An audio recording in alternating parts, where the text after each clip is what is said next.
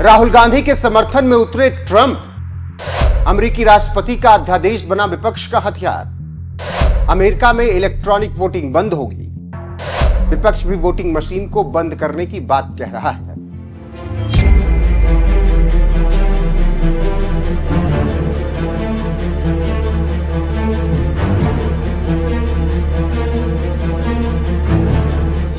22 जनवरी से अमेरिकी सत्ता में काबिज हुए ट्रंप एक के बाद एक बयान दे रहे हैं जिससे दुनिया परेशान।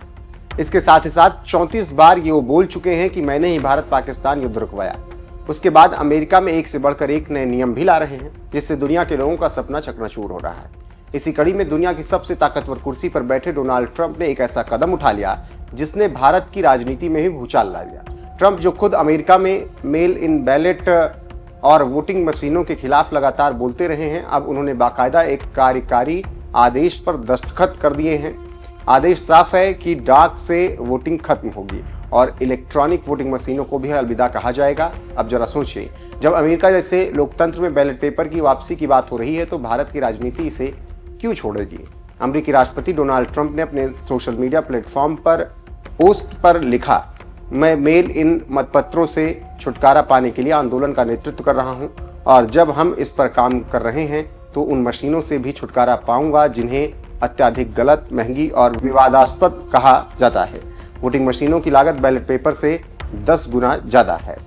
यह बयान सिर्फ अमेरिका की राजनीति तक सीमित नहीं है, इसके असर अब भारत की गलियों तक गूंज रहे हैं। भारत में विपक्ष लंबे समय से यही कहता आया है कि ईवीएम अपारदर्शी है, हैक की जा सकती है और लोकतंत्र को खतरे में डालती है। ट्रंप के इस आदेश ने विपक्ष के सुर और तेज कर दिए। कांग्रेस अध्यक्ष मल्लिकार्जुन खड़गे ने नवंबर 2024 में ही साफ कहा था कि हम ईवीएम से चुनाव नहीं चाहते, हम बैलेट पेपर से चुनाव चाहते हैं। उन्होंने तो यहां तक ऐलान कर दिया था कि कांग्रेस भारत जोड़ो यात्रा की तरह एक राष्ट्रव्यापी अभियान चलाएगी बैलेट पेपर की वापसी के लिए। राहुल गांधी कई बार जनसभाओं में कह चुके हैं कि ईवीएम पर भरोसा नहीं किया जा सकता, अगर लोकतंत्र को बचाना है तो बैलेट पेपर ही विकल्प है, इसीलिए वो वोट यात्रा निकाल रहे हैं। विदेशी मामलों के जानकारों की माने तो अब ट्रंप का बयान इन सब की ताकत और बढ़ा देता है। सिर्फ सियासी नारेबाजी नहीं, ईवीएम विवाद अदालतों तक भी गया। सुप्रीम कोर्ट में कई याचिकाएं दाखिल की गई जिनमें साफ कहा गया कि चिप बेस्ड मशीनों को हैक किया जा सकता है और यह मतदाता की गुप्त और भरोसे को चोट पहुंचाता है। हालांकि सुप्रीम कोर्ट ने कई बार ईवीएम की सुरक्षा मानी है लेकिन सवाल उठाना बंद नहीं किया।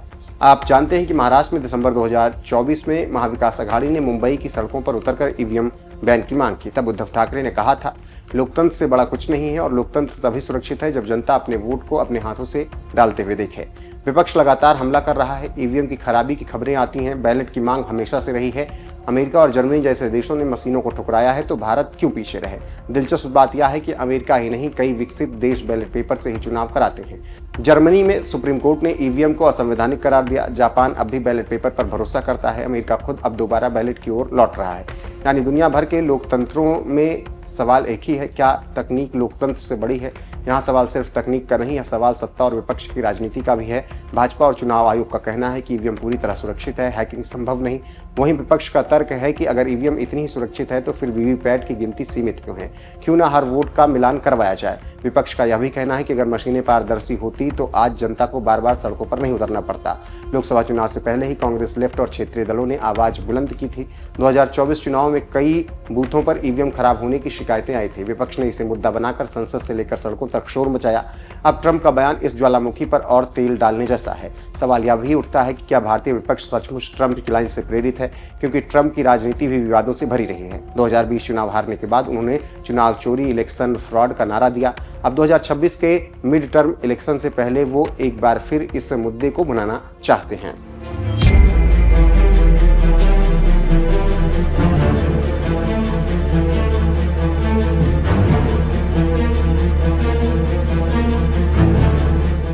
आप जानते हैं कि राहुल गांधी चुनाव आयोग के खिलाफ अभियान छेड़ चुके हैं और चुनाव आयोग और मोदी सरकार की बोलती बंद है।